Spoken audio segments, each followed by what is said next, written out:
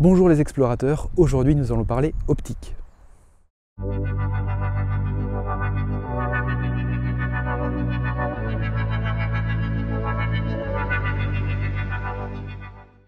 Lorsque l'on choisit un télescope ou bien une lunette astronomique, on veut généralement se tourner vers celui qui a le plus gros diamètre pour collecter un maximum de lumière.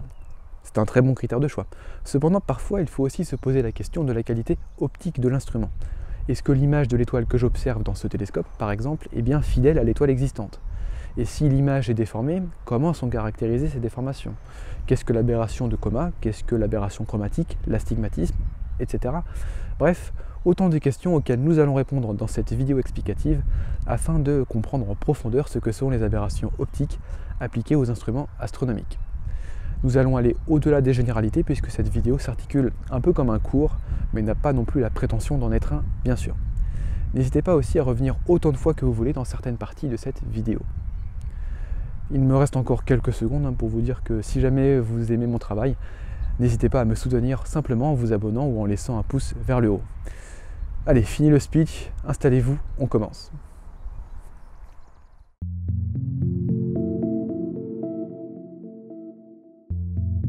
Pour bien saisir la notion d'aberration en optique, il est nécessaire de définir le terme de front d'onde. Cela va vous paraître un peu long, mais c'est une notion clé, et sans en parler, cette vidéo vous serait totalement floue, sans jeu de mots. Le front d'onde, ou également appelé surface d'onde, représente la surface occupée par une onde mécanique ou optique provenant d'une source. Pas très parlant, hein. Bon, prenons par exemple une source lumineuse ponctuelle, c'est-à-dire une étoile. Bien sûr, une étoile n'est pas un point, mais une sphère de diamètre non négligeable, mais on l'appelle quand même une source ponctuelle.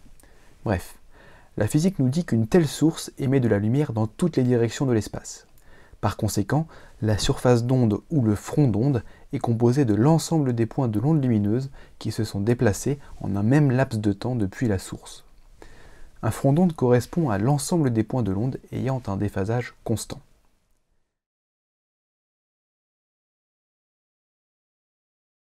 Si je n'ai pas été assez clair, on peut aussi retrouver la surface d'une onde en partant de ses rayons lumineux. Par le théorème de Malus, n'importe quel front d'onde est perpendiculaire à tous les rayons émis par la source lumineuse.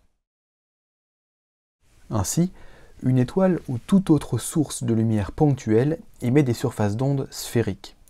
Mais puisque toutes les étoiles de notre ciel sont à des distances astronomiques de nous et que nous ne recevons qu'une infime partie de leur éclairement, ces fronts d'onde sphériques peuvent être considérés comme plans, car plus on va s'éloigner de la source lumineuse, plus le rayon de courbure va tendre vers l'infini, et plus la portion de sphère que l'on voit va être approximée en un plan.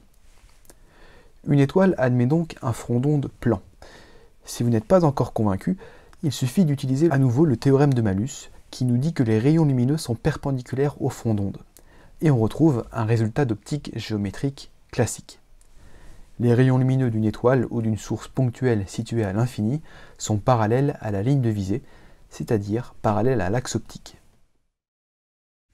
Maintenant, si l'on résume tout ce que l'on vient de voir avec un schéma, on suppose des rayons parallèles provenant d'une étoile, le front d'onde incident est donc plan, et lorsque l'on place une lentille convergente, le front d'onde plan va prendre la forme de la lentille et va se courber de sorte à obtenir un front d'onde sphérique dont la courbure augmente au fur et à mesure que l'on se rapproche du point focal de la lentille. Ceci représente le cas d'une lentille convergente idéale. L'image d'une étoile est un point, limité par la diffraction, et c'est exactement le même résultat pour un miroir concave idéal. Autrement dit, ici, nous avons considéré la lentille comme étant parfaite et dépourvue d'aberration optique. Mais en réalité, l'image d'une étoile n'est jamais un point parfait. Le front d'onde est altéré et s'éloigne du front d'onde idéal sphérique. Les aberrations optiques sont donc des variations de phase de l'onde par rapport à un front d'onde parfait. Certains points de la surface de l'onde seront en avance de phase par rapport à cette référence, ou alors en retard de phase. Cela signifie que les points en avance de phase seront focalisés au-delà du point focal F, tandis que les autres points situés en retard de phase se focaliseront avant le point focal. Mais visuellement, qu'est-ce que cela donne ? Eh bien, au lieu que toute l'énergie lumineuse de l'étoile soit focalisée en un seul point, l'énergie lumineuse s'étalera et ne formera plus un point, mais une tache plus ou moins floue. En résumé, s'il ne fallait retenir qu'une seule chose sur les notions d'aberration optique et de front d'onde, et que n'importe quel défaut optique ne permettra jamais d'obtenir une étoile précisément sous la forme d'un point. Le front d'onde subit des déformations qui entraînent une focalisation irrégulière de l'image de l'étoile, puisque comme nous l'avons vu, les rayons lumineux ne seront pas tous focalisés en un même point focal. Ce qui est essentiel à retenir est que les aberrations optiques se manifestent sous la forme d'une défocalisation ou d'une surfocalisation locale de l'image, ou autrement dit par une variation locale de la distance focale de l'instrument, du grossissement, suivant l'endroit où la lumière frappe le miroir ou la lentille. Mais une question subsiste. Pourquoi introduire la notion complexe de front d'onde alors qu'il est nettement plus intuitif de raisonner simplement avec des étoiles déformées telles que nous les voyons sur des images ? Eh bien, le front d'onde, bien qu'il soit une notion relativement théorique, va nous permettre de caractériser avec précision les aberrations optiques, les quantifier, les mesurer et surtout les corriger. C'est là la clé pour faire de la métrologie en optique. Alors que les rayons lumineux classiques, eux, sont plus sujets à des études qualitatives et visuelles sur les aberrations optiques.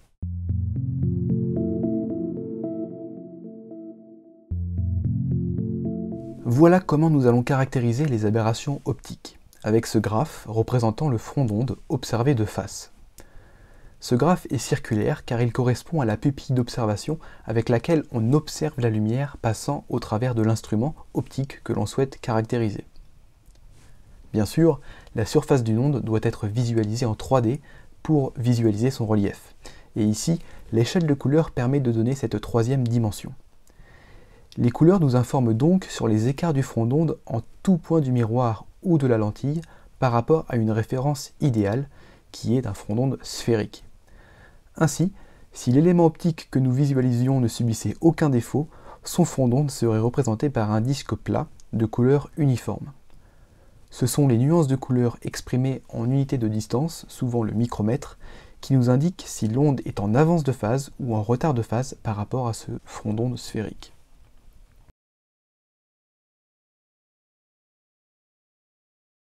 Allez, petite parenthèse mathématique de 30 secondes. Mathématiquement, un front d'onde peut être exprimé par une formule appelée polynôme de Zernike, initialement mise au point pour l'ophtalmologie. Ce polynôme exprime en tout point de coordonnées ρ et θ dans le repère polaire l'écart du front d'onde en unité de longueur par rapport à une surface d'onde sphérique de référence.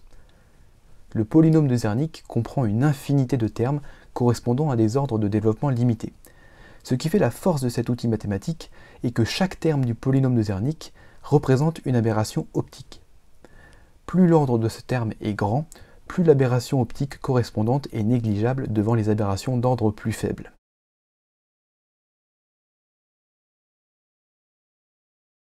Bon, voilà, on en a fini pour cette petite parenthèse mathématique.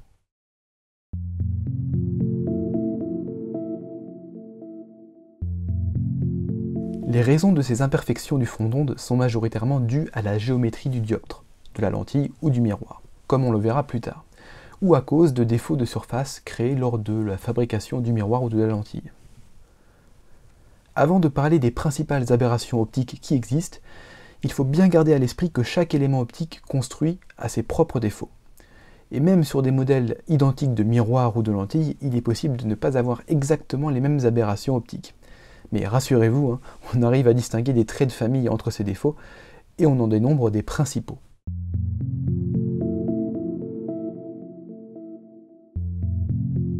L'aberration chromatique est certainement la plus connue, car elle nous est très familière.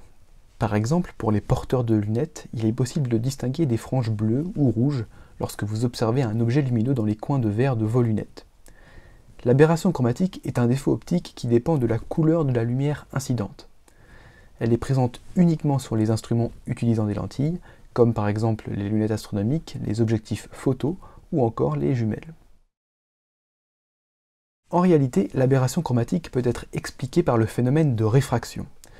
Nous avons vu qu'une lentille convergente idéale transforme un front d'onde plan en un front d'onde sphérique. Cela est valable globalement pour de la lumière blanche, mais toutes les couleurs qui composent cette lumière ne se propagent pas à la même vitesse dans le verre de la lentille, et chaque couleur, chaque longueur d'onde a son propre front d'onde. Les couleurs sont toutes décalées et sont chacune focalisées à un point focal différent. Pour les curieuses et les curieux, Cette notion découle de la loi de Cauchy qui stipule que l'indice de réfraction d'un matériau dépend de la longueur d'onde. Ce cas d'aberration chromatique s'appelle le chromatisme longitudinal. Il existe deux autres cas de chromatisme. Le chromatisme latéral qui augmente cette dispersion des couleurs en fonction de l'angle d'incidence de l'onde lumineuse. Ce chromatisme est très présent sur les objectifs photographiques ou sur les lunettes astronomiques achromatiques. Sur les bords de l'image, vous verrez que les étoiles ou les objets ont des contours colorés. Il s'agit typiquement de cette aberration chromatique latérale. Et il y a aussi le sphérochromatisme, qui est un peu plus délicat à expliquer puisqu'il correspond à une aberration sphérique variant avec sa longueur d'onde. Et nous allons expliquer cette aberration juste après. Pour corriger ces aberrations chromatiques, en astronomie, on utilise des lunettes astronomiques corrigées qui nécessitent l'ajout de lentilles supplémentaires à faible dispersion chromatique. Il existe des lunettes à doubler, à tripler apochromatique et voire à des quadruplés qui réduisent considérablement ces défauts chromatiques.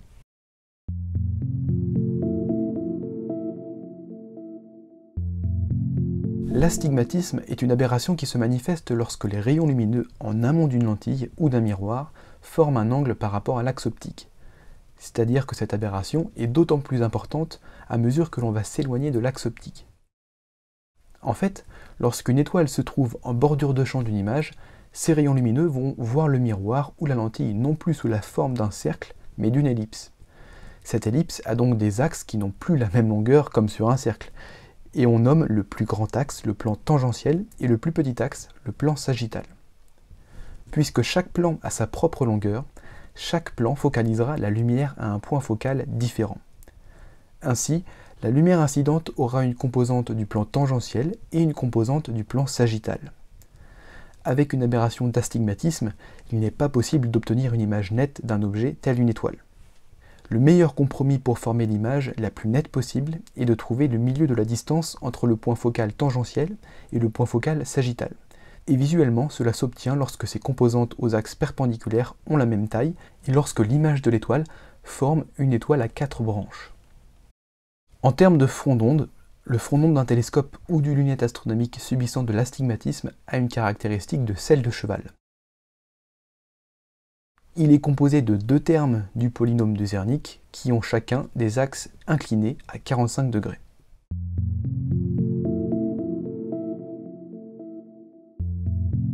Cette aberration est très courante en optique, mais la cause de ce défaut est relativement complexe. Mais ne vous inquiétez pas, après ce chapitre, elle n'aura plus de secret pour vous.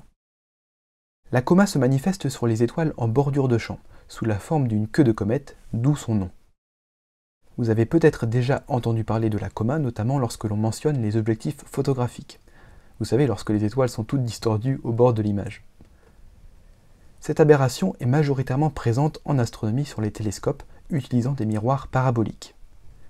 La coma est effectivement une aberration dite de champ. Cela signifie qu'elle est de plus en plus prononcée à mesure que l'on s'éloigne de l'axe optique ou du centre de l'image. Autrement dit, la coma est davantage présente lorsque l'angle d'incidence des rayons lumineux par rapport à l'axe optique devient de plus en plus grand.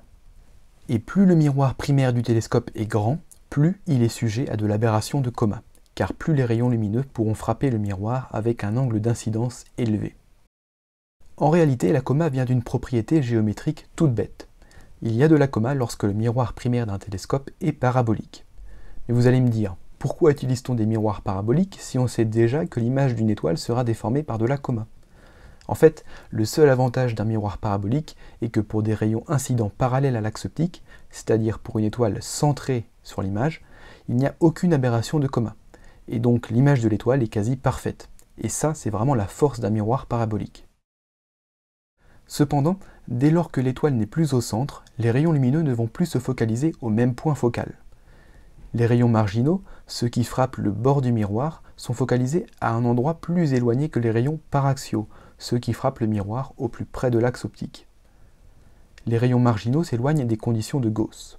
Ainsi, si l'on trace tous les rayons d'une étoile décentrée par rapport à l'axe optique, on obtient non pas un point focal parfait, mais un plan focal. Ce plan focal contient toutes les intersections des rayons de lumière.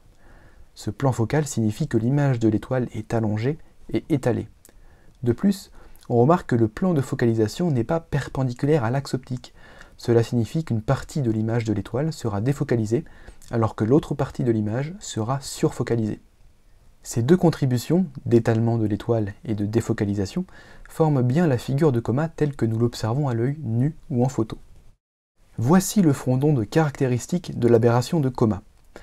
On retrouve bien ce qu'on vient de dire, à savoir qu'une partie de l'onde sera en avance, et donc focalisée avant le point focal, et une autre partie sera en retard, c'est-à-dire focalisée après le point focal.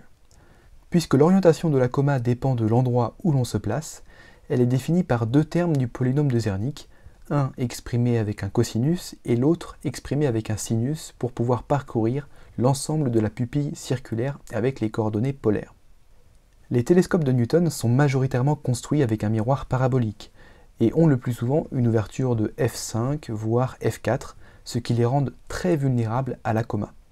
Et avec ce genre de télescope, le front d'onde obtenu sera très similaire à cette figure. Puisque les aberrations optiques peuvent être soustraites ou sommées, pour corriger la coma, il suffit de placer un élément optique qui va avoir le front d'onde inverse, qui va avoir l'effet inverse. Oui, cela paraît simple sur le papier, mais en réalité, pour corriger efficacement la coma, on va venir placer un correcteur composé de plusieurs lentilles. Certains correcteurs de coma sont très efficaces et la suppriment totalement, mais rajoutent eux aussi d'autres aberrations optiques, comme de l'aberration sphérique notamment.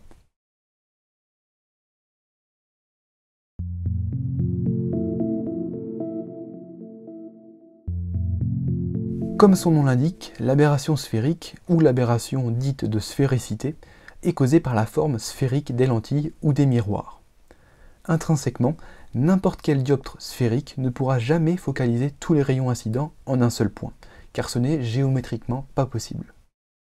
Contrairement à la coma, l'aberration sphérique est présente de manière homogène, quelle que soit l'orientation des rayons incidents, hors de l'axe optique, mais aussi sur l'axe optique. Ainsi, au centre ou en bordure d'une image, toutes les étoiles auront cette aberration. La cause principale de la sphéricité vient du fait qu'un miroir sphérique ne donne pas la même courbure aux rayons marginaux arrivant sur les bords du miroir et aux rayons paraxiaux arrivant près de l'axe optique. Il existe donc plusieurs points de focalisation en fonction de l'endroit où les rayons frappent le miroir.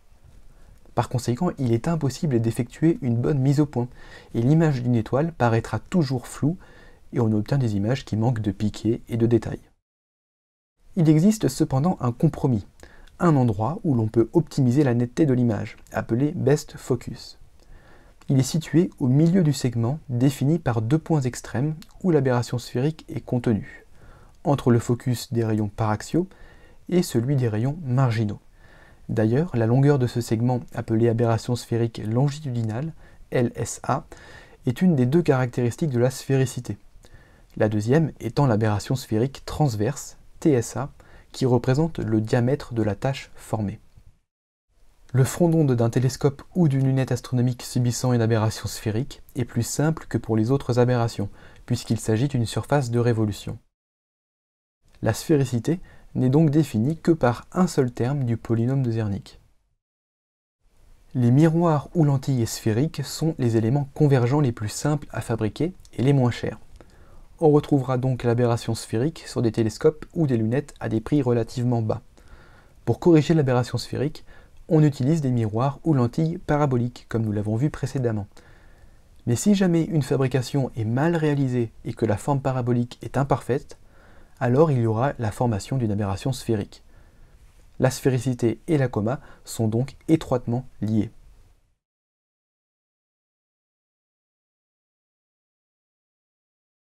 Les aberrations d'astigmatisme, de coma et de sphéricité sont des défauts optiques d'ordre 3, c'est-à-dire qu'ils sont prédominants en optique et particulièrement en astronomie. Il existe un tas d'autres aberrations d'ordre plus élevé, mais pour pouvoir les corriger, il faut au préalable avoir compensé les effets de la coma, de l'astigmatisme et de la sphéricité.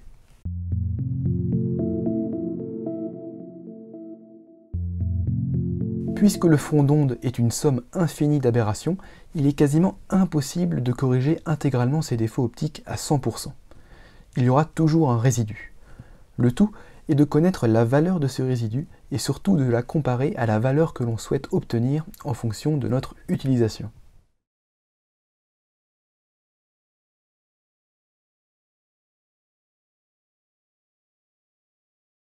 pour un télescope ou une lunette dédiée à l'observation visuelle, ou si l'on souhaite débuter en astrophotographie, on peut se permettre d'avoir des aberrations modérées, voire importantes. Mais quand il s'agit de faire de l'imagerie planétaire ou du ciel profond et de faire des études astrométriques, photométriques, là en revanche, il faut atteindre de très bonnes performances et obtenir de très faibles écarts du front d'onde.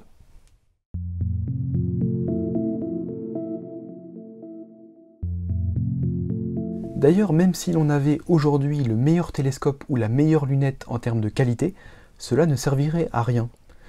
Dans cette vidéo, qui touche d'ailleurs bientôt à sa fin, c'est promis, nous avons parlé uniquement des aberrations optiques des instruments. Mais il faut aussi tenir compte d'une autre source d'aberration, l'atmosphère. Et oui, et là c'est une autre difficulté qui s'ajoute, car l'atmosphère change d'aspect en permanence, et les aberrations optiques causées par ces turbulences atmosphériques sont imprévisibles et totalement aléatoires. Ce sera donc la qualité du ciel au-dessus de nous qui déterminera le choix de notre télescope. Par exemple, le télescope américain LSST au Chili, dont vous pouvez retrouver la vidéo de présentation sur ma chaîne, n'est pas optiquement parfait. Ces éléments optiques, miroirs et correcteurs, ont été conçus de sorte à présenter une aberration totale, négligeable devant celle de l'atmosphère du ciel chilien. Puisque de toute manière, le ciel sera un facteur limitant et ne permettra pas d'atteindre les performances optiques laboratoires du télescope. Bien entendu, aujourd'hui, il existe divers moyens de corriger les aberrations atmosphériques, dont celui de la technologie d'optique adaptative, mais là, nous allons dans un autre univers. J'espère que vous avez apprécié cette vidéo et surtout j'espère vous avoir éclairé sur ce domaine un peu complexe de la métrologie optique. Nous n'avons pas parcouru le sujet dans sa totalité, mais si cela vous intéresse, je ferai d'autres vidéos dans la continuité de celle-ci. Merci d'être aussi nombreux et nombreux à me suivre, je vous dis à très bientôt et gardez toujours les yeux levés vers le ciel.